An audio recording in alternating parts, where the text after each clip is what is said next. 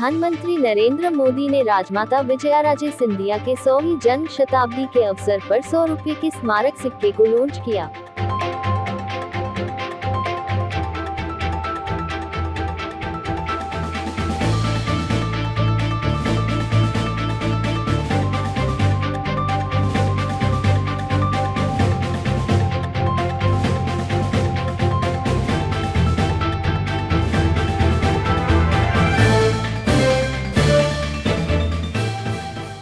सरकार की ओर से राजमाता सिंधिया के सम्मान में यह सिक्का जारी किया गया है।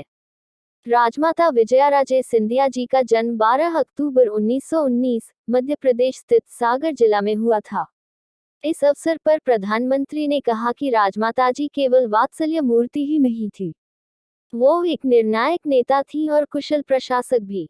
मोदी ने कहा कि देश की भावी पीढ़ी के लिए उन्होंने अपना हर सुख त्याग दिया था। ऐसे कई मौके आए जब पद उनके पास तक चलकर आए, लेकिन उन्होंने ठुकरा दिया। खुद अटल जी और आडवाणी जी ने उनसे आग्रह किया था कि वो जनसंघ की अध्यक्ष बन जाएं, लेकिन उन्होंने एक कार्यकर्ता के रूप में ही जनसंघ की सेवा करना स्वीकार किया। आपको बता दें कि राजघराने से ताल्लुक रखने वाली राजमाता सिंधिया की बेटियां वसुंधरा राजे, यशोधरा राजे और पौत्र ज्योतिरादित्य सिंधिया भाजपा की वरिष्ठ नेता हैं। आज भारत की नारी शक्ति देश के विभिन्न क्षेत्रों में आगे बढ़ रही है। उन्होंने सरकार की उन पहलुओं को सूचीबद्ध किया जिससे राजमाता के महिला सशक्तिकरण के सपनों को पूरा करने में मदद मिली। उन्होंने सरकार की उन पहलों को सूचीबद्ध किया जिससे राजमाता के महिला सशक्तिकरण के सपनों को पूरा करने में मदद मिली। आगे अपने भाषण में प्रधानमंत्री ने कहा, केंद्रीय मंत्रिमंडल के मेरे सभी सहयोगी गण, अलग अलग राज्यों के राज्यपाल श्री, मुख्यमंत्रीगण, देश विदेश से जुड़े राजमाता विजयाराजे सिंधिया जी के प्रशंसक एवं परिवार के सदस्य, उनके स्नेही और मेरे प्रिय भाइयों और बहनों, आज उनके परिवार के, उनके निकट संबंधी इस कार्यक्रम में हैं, लेकिन उनके लिए हम सब, हर देशवासी उनका परिवार ही था। राजमाता जी कहती भी थी, मैं एक पुत्र की नहीं, मैं तो सहस्त्रों पुत्रों की मां हूं। उनके प्रेम में आकंठ डूबी रहती हूं। हम सब उनके पुत्र पुत्रियां ही हैं, उनका परिवार ही है, और इसलिए ये मेरा बहुत बड़ा सौभाग्य है कि मुझे राजमाता विजयाराजे सिंधिया जी की स्मृति में 100 रुपये के विशेष स्मारक सिक्के का विमोचन करने का अवसर मिला है। हालांकि मैं खुद को आज बंधा हुआ महसूस कर रहा हूं, बहुत बंधा हुआ महसूस कर रहा हूं, क्योंकि मैं जानता हूं कि अगर कोरोना महामारी नहीं होती तो आज इस कार्यक्रम का स्वरूप कितना बड़ा, कितना भव्य होता। लेकिन ये बात मैं जरूर मानता हूं, जितना मेरा राजमाता साहब के साथ संपर्क रहा है, कार्यक्रम भव्य तो नहीं कर पा रहे हैं, लेकिन ये कार्यक्रम दिव्य जरूर है, उसमें दिव्यता है। आजादी से पहले विदेशी वस्त्रों की होली जलाने से लेकर आपातकाल और राम मंदिर आंदोलन तक राजमाता के अनुभवों का व्यापक विस्तार रहा है। हम सभी जो उनसे जुड़े रहे हैं, जो उनके करीबी रहे हैं, वो उन्हें भली भांति जानते हैं, उनसे जुड़ी बातों को अच्छी तरह जानते हैं। लेकिन ये भी बहुत जरूरी है कि राजमाता की जीवन यात्रा को, उनके जीवन संदेश को देश की आज की पीढ़ी भी जाने, उनसे प्रेरणा ले, उनसे सीखे। इसलिए उनके बारे में, उनके अनुभवों के बारे में बार बार बात करना आवश्यक है।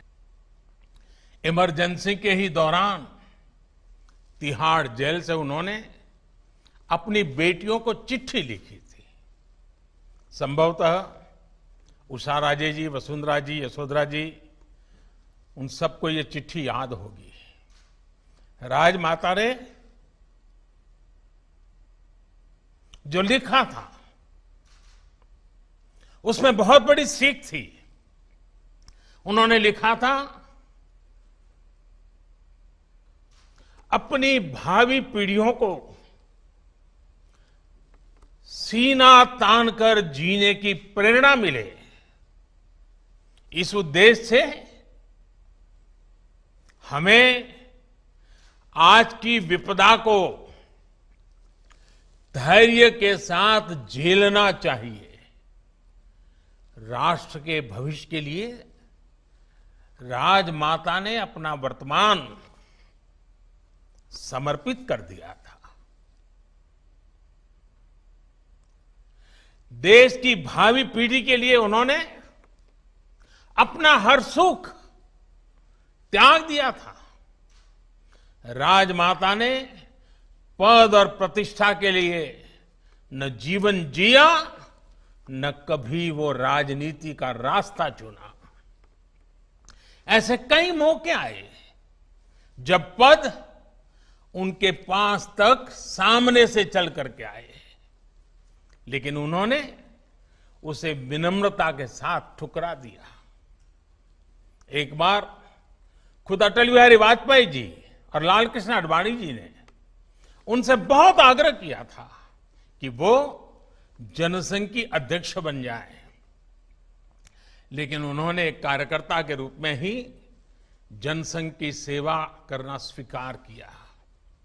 अगर राजमाता जी चाहती तो उनके लिए बड़े से बड़े पद तक पहुंचना मुश्किल नहीं था, लेकिन उन्होंने लोगों के बीच रहकर, गांव और गरीब से जुड़े रहकर उनकी सेवा करना पसंद किया।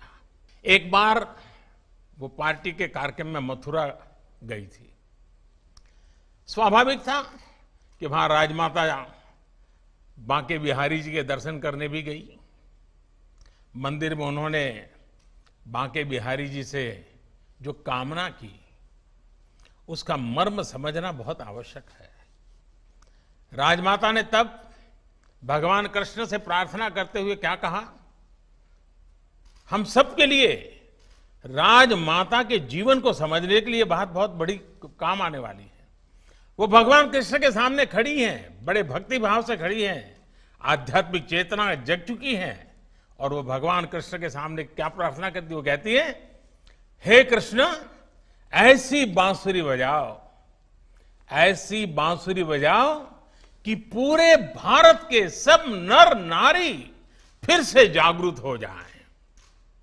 आप सोचिए, अपने लिए कोई कामना नहीं की, जो चाहा देश के लिए चाहा, जन जन के लिए चाहा, और वो भी चेतना जगाने की बात की।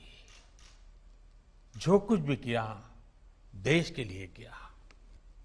आज जब हम राजमाता जी का जन्म शताब्दी मना रहे हैं, पूर्णता की ओर हैं, तो हमें संतोष है कि भारत के नागरिकों की जागृति को लेकर उनकी जो कामना थी, बांके बिहारी में उनकी जो प्रार्थना थी, वो आज लग रहा है कि धरातल पर चेतना के रूप में अनुभव हो रही है।